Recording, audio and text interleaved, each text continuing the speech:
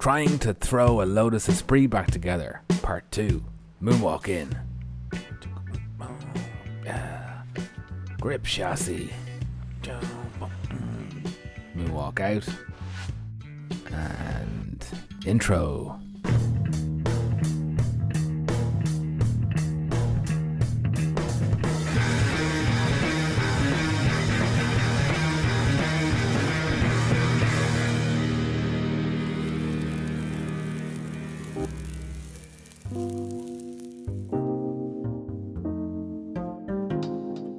The title should be trying to throw an Esprit back together and running into every frustrating blip on the radar there is.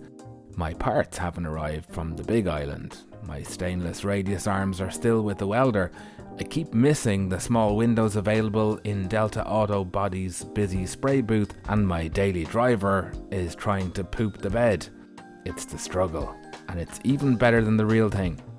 I'm bringing you what I can because I'm not stopping. So I started by preparing the previously primed suspension parts for a peck of pickled pepper, and he that would pun would pick a pocket.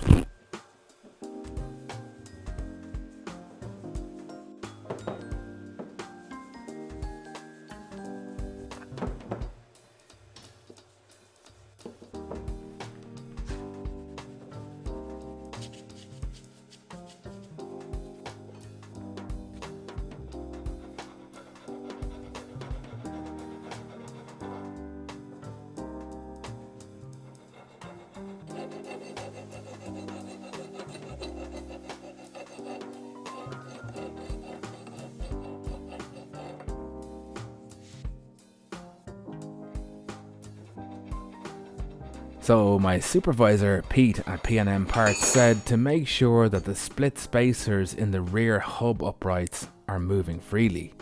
See, they're designed to slide inward as the bottom stud is tightened to take up any gap between the lower suspension arm and the hub. This is a job for my special split spacer Checker 9000.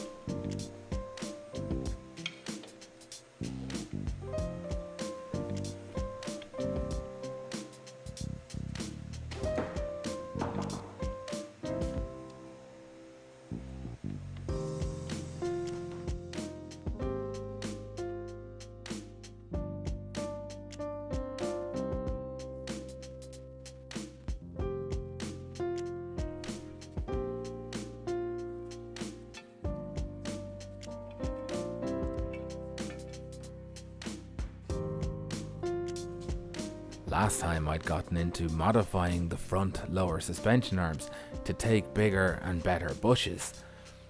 After a lot of very careful measuring, the mods turned out okay. The sleeves that I've welded in were Lotus's response to the original bushes they had spec'd that just weren't up to the handling characteristics of the car and were chewed up inordinately fast. These sleeves definitely go some way to stiffening my car's early arms that weren't connected one side to the other by the bushes. But I'm leaving the mods at that for now. No more stiffening just yet.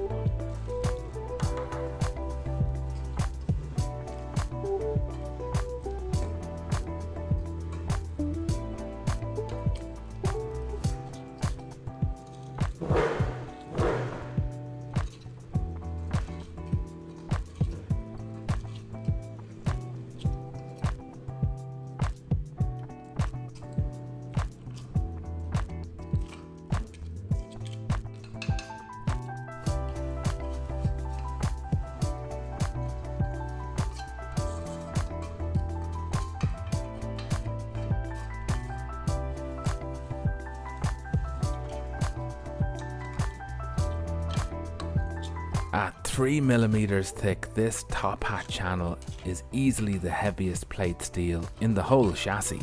It's the lower transmission cross member that the inboard end of the rear lower arms mount to. It's the lowest part of the chassis too, and it shows. All the scores running fore and aft are from the car bottoming out. Whether that was from speed bumps or just good old fashioned hard driving on uneven roads, who knows? But you can just make out that the beam has been slightly bowed upward by repeated strikes from the road. You'll see in the blast cabinet in a sec how the bowing has started to force the webs of the channel outward, in the middle too. I intend to do a little lightening here, but that's another day's work that will have to wait because the tooling I need is taking its sweet time in the post.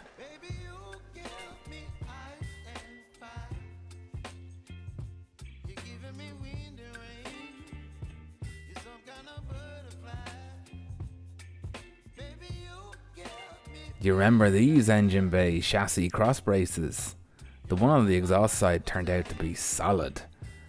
That makes some sort of sense because the exhaust runs close to some of the chassis members on that side, and the heat cycles would make corrosion a problem there. This bar alone weighs 1.5 kilos. It has to go. And it can go right now because I need little jobs like this to keep me moving while I wait for the other things to come together.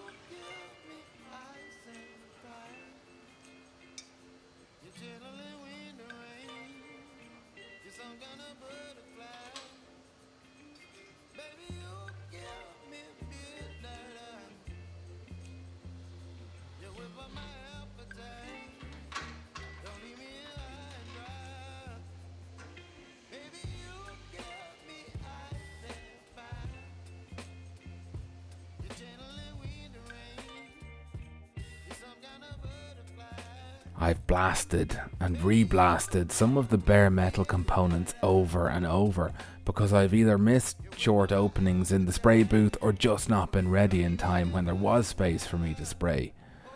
And as Gar said to me, I'd really need to have freshly blasted components in the booth within 45 minutes given how much humidity there is in Ireland right now.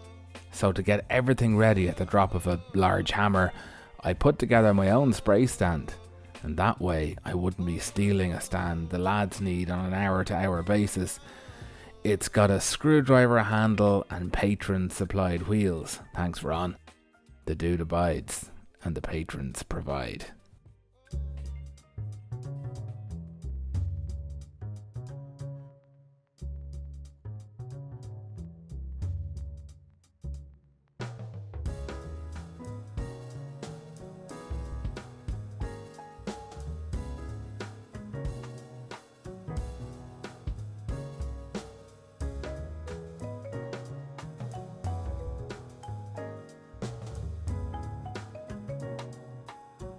"10 points if you can tell me what's wrong with this picture."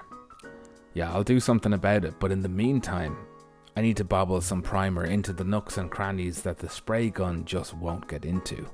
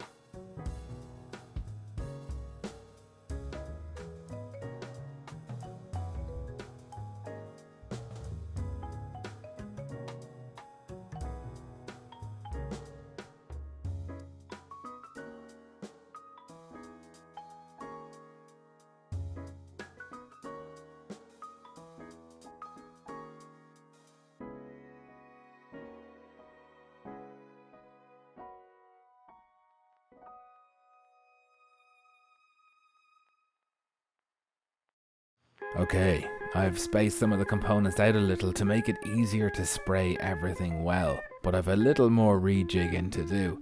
You're witnessing what is likely the only Esprit specific paint stand on the planet. I know. How will you come down from this high?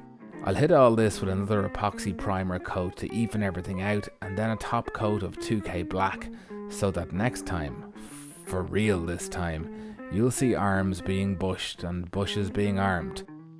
Now because it's me, and nothing happens the way I want when I want, the tooling arrived on the final edit day. It's a 15mm dimple die, for to lighten one or two components without compromising their stiffness. That's coming next time too. Subscribe for more, and the glory of the suspension being bolted to a Lotus chassis. Hit like on your way out, and share.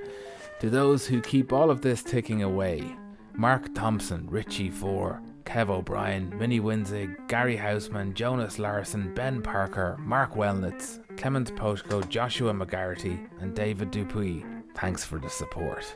You'll find links to patron options, merchandise, and more videos if you look hard enough. That's it for now.